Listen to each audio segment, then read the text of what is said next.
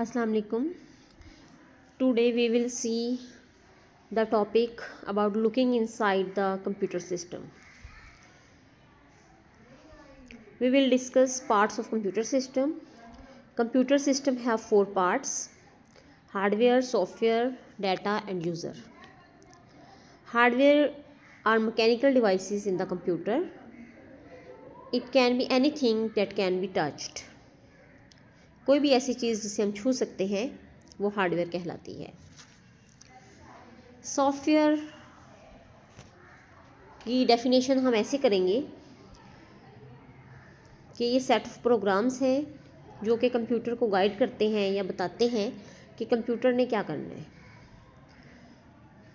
Basically software 2 types के होते हैं: system software and application software. इस time thousands of programs exist कर रहे हैं।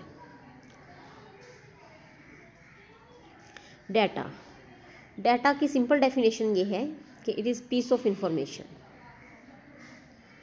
कंप्यूटर डाटा को ऑर्गेनाइज करता है और डाटा को ही प्रेजेंट करता है in the form of information. User वो पर्सन्स हैं, वो पीपल्स हैं जो कंप्यूटर को ऑपरेट करते हैं।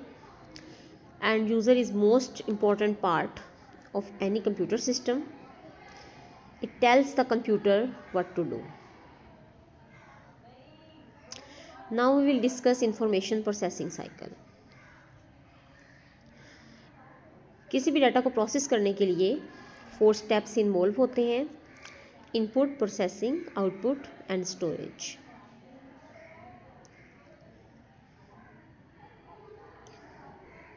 इनपुट कोई भी ऐसी चीज़ है जो कि कंप्यूटर को दी जा सकती है। प्रोसेसिंग के अमल में उस इनपुट के ऊपर कोई अमल होता है, कोई प्रोसेस होता है।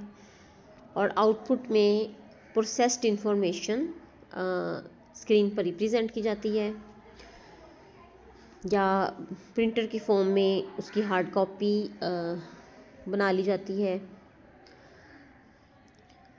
स्टोरेज एक अहम मरहला है जिसमें आपकी इंफॉर्मेशन को आइंदा इस्तेमाल के लिए स्टोर कर लिया जाता है।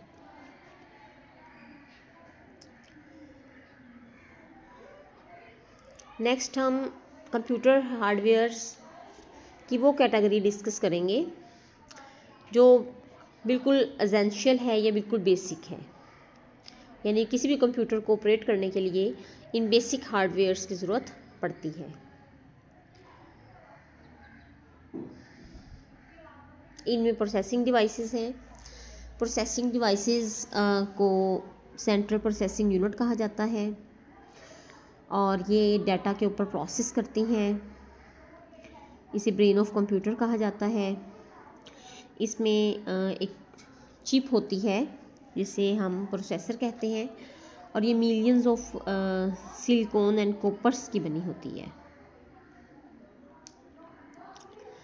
मेमोरी डिवाइसेस एक अहम हार्डवेयर यूनिट है जिसके थ्रू डाटा को या प्रोग्राम्स को स्टोर किया जाता है।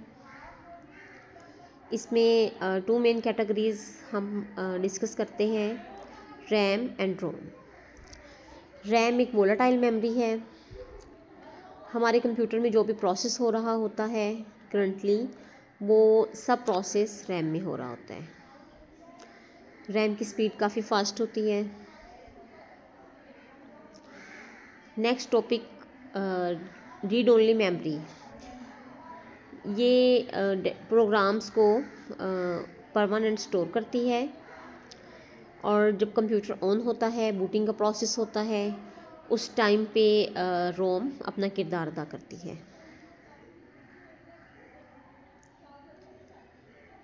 इनपुट एंड आउटपुट डिवाइसेस जैसा कि कीबोर्ड एंड माउस, और आउटपुट डिवाइसेस में मॉनिटर, प्रिंटर और स्पीकर।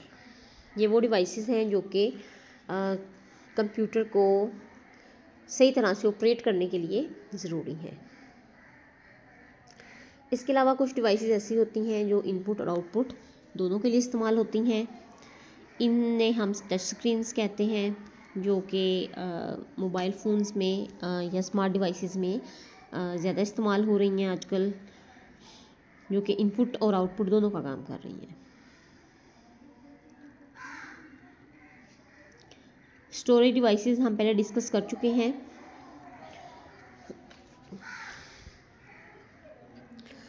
ये डाटा और प्रोग्राम्स को परमानेंटली होल्ड करती हैं, यानी अगर आप डाटा फ्यूचर में इस्तेमाल करना चाहते हैं तो आप उसको स्टोर कर लेंगे। क्योंकि रैम एक टेम्पररी मेमोरी है, लेकिन स्टोरेज डिवाइसेस एक परमानेंट मेमोरी है।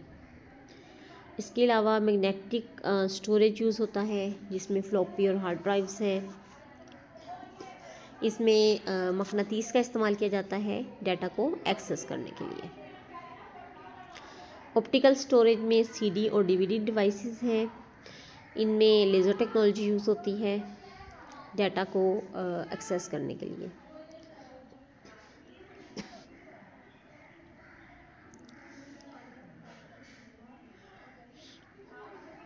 सॉफ्टवेयर के बारे में मैं आपको पहले बता चुकी हूँ कि 2 किस्म के होते हैं, system software and application software. वो सॉफ्टवेयर जो सिस्टम की सही वर्किंग के लिए ज़रूरी होते हैं और कंप्यूटर के लिए बहुत ज़रूरी होते हैं, इन्हें हम सिस्टम सॉफ्टवेयर कहते हैं। इनमें ऑपरेटिंग सिस्टम है, जैसा कि विंडोज़ एक्सपी थी पहले। इसके अलावा नेटवर्किंग ऑपरेटिंग सिस्टम यूज़ होते हैं, जैसे विंडोज़ सर्वर 2003। इसके अलावा विंडोज़ 10, विंडोज़ माइक्रोसॉफ्ट विंडोज़ के डिफरेंट वर्जन्स हैं जो कि इस टाइम इस्तेमाल हो रहे हैं। इसके अलावा यूटिलिटी सॉफ्टवेयर्स हैं जो कि हमारे सिस्टम की सही वर्किंग के लिए ज़रूरी हैं। इनमें एंटीवायरस डिफरेंट सॉफ्टवेयर्स आ जाते हैं। सॉफ्टवेयर की दूसरी कैटेगरी एप्लीकेशन सॉफ्टवेयर। ये वो सॉफ्टवेयर्स हैं जो कि सिस्टम के लिए की वर्किंग के लिए शायद बहुत ज़रूरी ना हो, लेकिन ये यूज़र का कोई स्पेसिफिक टास्क परफॉर्म करते हैं। Most common type of software MS word है, जो कि कंप्यूटर्स में डिफरेंट काम करने के लिए इस्तेमाल होता है। इसके अलावा माइक्रोसॉफ्ट ऑफिस के डिफरेंट सॉफ्टवेयर्स हैं, games, different software houses application softwares बनाते हैं जो कि कस्टमर की रिक्वायरमेंट को पूरा करता है। ये तमाम सॉफ्टवेयर्स एप्लीकेशन सॉफ्टवेयर की कैटेगरी में शामिल होते हैं।